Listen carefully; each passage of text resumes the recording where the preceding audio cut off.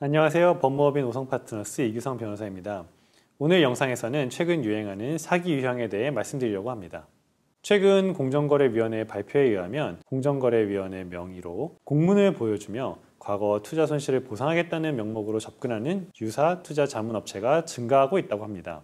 공정거래위원회의 배상 명령 조치에 따라 주식 투자 손실금을 보상해 줄 것이며 이 보상은 660원짜리 코인을 100원에 살 수 있는 기회를 제공하는 형태라는 내용으로 많은 투자자에게 연락을 시도한 것입니다.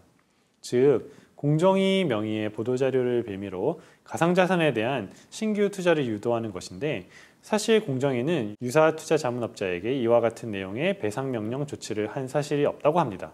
고전적인 유형인 공공기관을 사칭하여 금전을 편취하는 보이스피싱 사기와 유사한 신종 사기 사례로 이런 연락을 받으신 분들은 주의하셔야 합니다.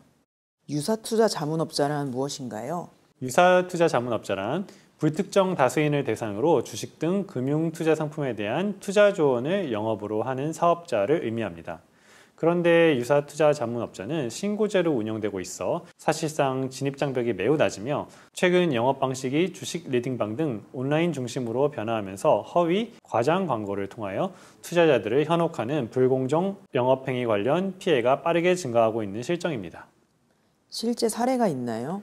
네, 최근 저희에게 도움을 요청하신 의뢰인분의 상황을 간단히 말씀드리자면 수법은 앞서 말씀드린 바와 동일한데요.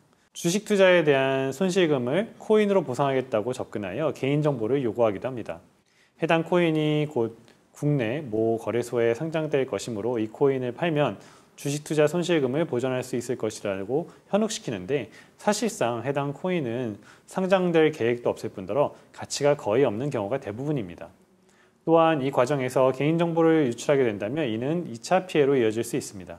개인정보를 이용하여 명의를 도용하여 대출 등을 일으킬 수도 있는 것이지요. 그리고 일단 코인을 받을 수 있는 지갑 주소를 알려주면 일당은 그 지갑으로 앞서 말씀드린 거의 가치가 없는 코인을 다량 전송한 후에 이에 대한 금원을 요구하며 협박하기도 합니다. 그러니까 코인을 받았으니 이에 해당하는 금원을 지불하라는 것인데요. 이런 협박을 갑자기 받게 되면 크게 당하게 되는 게 보통이고 그래서 금전을 전달하게 되는 경우도 생깁니다.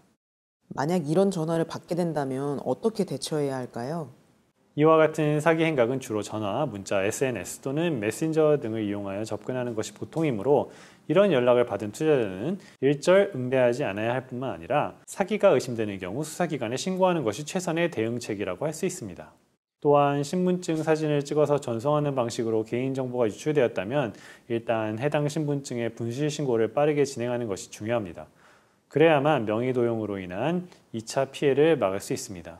특히 유사 투자 자문업자가 제대로 신고된 업체인지 여부는 금융감독원에서 운영 중인 금융소비자정보 포털 사이트 파인에서 쉽게 확인할 수 있으므로 불법 유사 투자 자문업체임이 의심될 경우에는 위 사이트를 이용하여 확인해 보시기 바랍니다. 이전 보이스피싱 사기에 대한 영상에서도 말씀드렸듯이 이런 사기의 피해를 당했을 경우 초기에 빠른 대처가 있어야 손해를 회복할 수 있는 기회가 있다고 할 것입니다.